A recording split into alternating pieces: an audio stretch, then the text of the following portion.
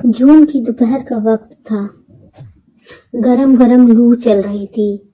गर्मी की वजह से एक चिड़िया का बच्चा भी बाहर नजर नहीं आ रहा था। हर छोटा बड़ा गांव में अपने घर में बैठे हैं। बच्चों के स्कूल की छुट्टियां चल रही हैं, तो माएँ भी छोटे बच्चों को कुछ समय के लिए दोपहर में सुला ही देती हैं। गांव की चौपाल पर भी सन्नाटा छाया हुआ है। इस बार गर्मी जरा ज्यादा ही जोर दे रही है, पर दुकानदार और कामकाजी व्यक्ति को तो काम पर निकलना ही पड़ता है। हरदेव जी अपने बरसों पुराने नौकर माधव के साथ अपनी बड़ी सी हवेली में आजकल अकेले रह रहे हैं। कभी समय था कि यह हवेली बच्चों के शोर से गुलजार रहती थी। घर आंगन बच्चों और बड़ों की हंसी से गुलजार था। छोटे बड़े नौकर चाकर सब कुछ तो था हवेली में। हर समय हवेली में चहल पहल रहा करती थी, पर वक्त हमेशा एक सा नहीं रहता। आज उसी हवेली में मानो भूत लौट रहे हों। एक माधव ही था जो हरदेव जी से जरा बहुत बातें करता, उनके स्वास्थ्य का ध्यान रखता, उनका खाना पीना बनाता था। तभी माधव अपने सेठ जी से कहता है, सेठ जी आप भी थोड़ी देर लेट जाइए, लंबी दोपहरी है, थोड़ा तो वक्त कट ही जाएगा। पर हरदेव जी को इस समय ना तो दिन को चैन था और ना ही रातों को आराम था। आजकल उनके दिन बस गुजर रहे थे और रातें बस कट रही थी। उनका अकेलापन उन्हें काटने को दौड़ता था। कभी वक्त था कि उनका बहुत रुतबा था गांव में। वह इस गांव के जाने माने आदमी कहे जाते थे। वो गांव के सरपंच थे। सब उन्हें बहुत सम्मान देते थे, कुछ उनके ओहदे की वजह से तो कुछ उनकी तानाशाही से डर कर। उनका कहा कोई टाल नहीं सकता था। असल में एक समय था जब हरदेव जी के पिताजी रमेश चंद्र जी दूसरों के खेतों में हल चलाया करते थे। रमेश चंद्र जी बड़े सीधे सरल और संतोषी स्वभाव के थे, लेकिन हरदेव जी शुरू से ही बड़े महत्वाकांक्षी रहे। उन्होंने अच्छी शिक्षा हासिल की और अपनी सूझबूझ से खेती की बारीकियां सीखी। गांव भर में उनका फर्श से अर्श तक आने का उदाहरण दिया जाता था। यह आज उनकी मेहनत और सूझबूझ का ही नतीजा था कि गांव भर में आज उनके खुद 10-12 खेत थे। उनकी खुद की ही बनाई एक बड़ी सी हवेली थी। फिर क्या था, धीरे धीरे उनका खुद के बनाए रुतबे और हैसियत का गुमान उनके सिर पर चढ़ने लगा। वो ना अब अपने माँ बाप को कुछ समझते, ना ही बीवी बच्चों को। उनका अहंकार था कि बढ़ता ही जा रहा था। उनके अहंकार और अकड़ से अब उनकी गृहस्थी की गाड़ी भी प्रभावित होने लगी थी। उनके 2 बेटे शशि और रवि थे। शशि तो अपने दादाजी रमेश चंद्र जी की तरह शांत और संतोषी स्वभाव का था, पर रवि थोड़ा गर्म मिजाज था।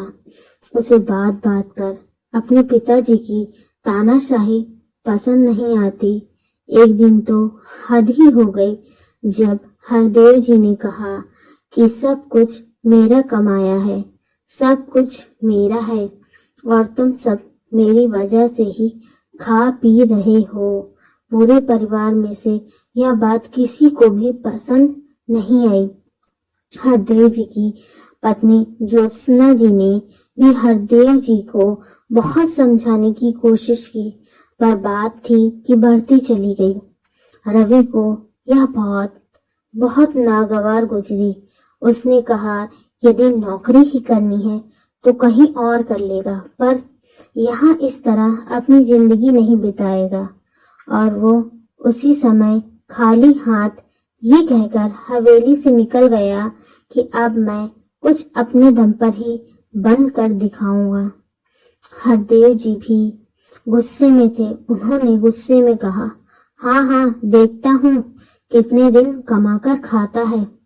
उस दिन का दिन और आज का दिन, आज 20 बरस हो गए हैं। रवि लौट कर नहीं आया।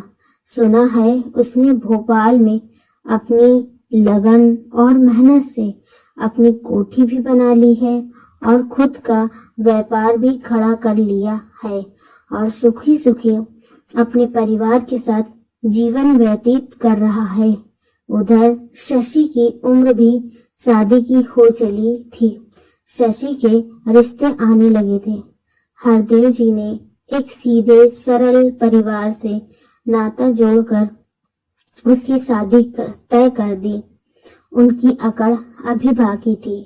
उन्होंने बेटे की शादी के कार्ड पर अपने माँ पिताजी का नाम नहीं लिखवाया, जिसकी गांव भर में चर्चा थी। पर कहते हैं ना, बड़े आदमी के सभी ऐब दब जाते हैं। हरदेव जी के पिताजी ने कहा तो कुछ नहीं, लेकिन उन्हें मन ही मन अपने बेटे के इस व्यवहार पर बहुत दुख हुआ। उम्र तो थी ही, लेकिन मन ही मन वे दुखी रहने लगे और एक दिन उनकी आत्मा परमात्मा में विलीन हो गई। उधर शशि की पत्नी अब घर आ गई थी। उसने खूब अच्छे से घर परिवार की सारी जिम्मेदारियां संभाल ली थीं, लेकिन ज्योत्सना जी अभी भी मन से बहुत दुखी थीं। उन्हें रह रहकर अपने छोटे बेटे रवि की याद सताती, लेकिन कर भी क्या सकती थी।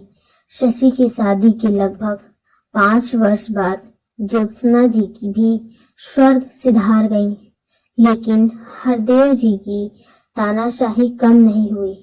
वो सारी कमाई, सारी बचत खुद संभालते।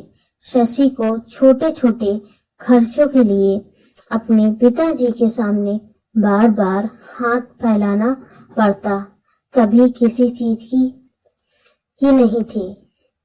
बस यहाँ ऊंची दुकान, फीके पकवान जैसा हाल था। हरदेव जी वक्त की नजाकत को नहीं समझते थे। वे नहीं समझते थे कि वक्त बदल रहा है, खर्चे बढ़ रहे हैं। उन्हें थोड़ी बहुत छूट तो शशि को भी देनी चाहिए। वैसे भी शशि जैसा श्रवण कुमार उन्हें पिछले जन्मों के कर्मों और नसीब से ही मिला था।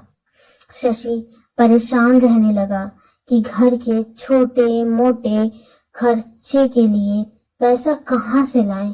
पिताजी तो ज्यादातर समय बाहर चौपाल या किसी के साथ बैठकर गुजार देते थे।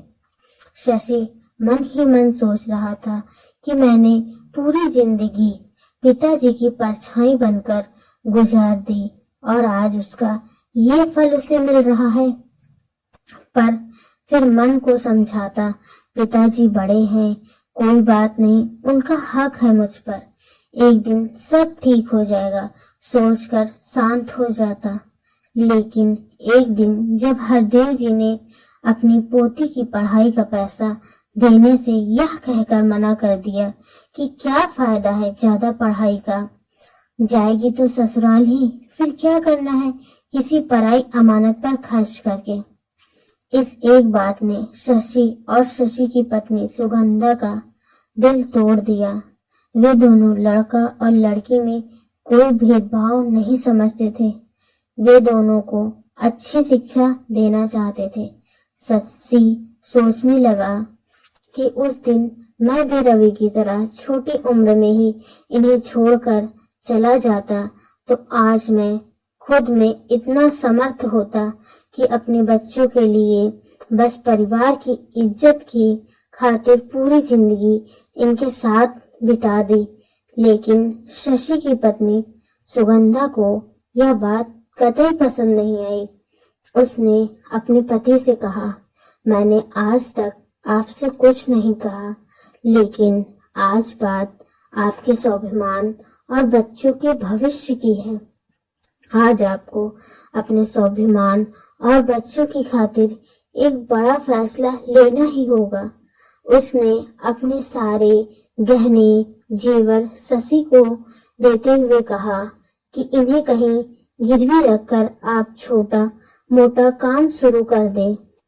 मैं हमेशा आपके काम में आपका साथ दूंगी। भोले बाबा पर भरोसा रखना, सब भला होगा। बस उस रात हवेली में हुआ यह फैसला उस हवेली की रौनक अपने संग ले गया। गांव में धीरे धीरे लोग अब हरदेव जी से कन्नी काटने लगे थे। हरदेव जी अभी अपने किए पर पछता ही रहे थे। सोच रहे थे कि उन्हें अपनी तानाशाही की वजह से जीवन की संध्या बेला इस तरह तन्हा काटनी पड़ रही है।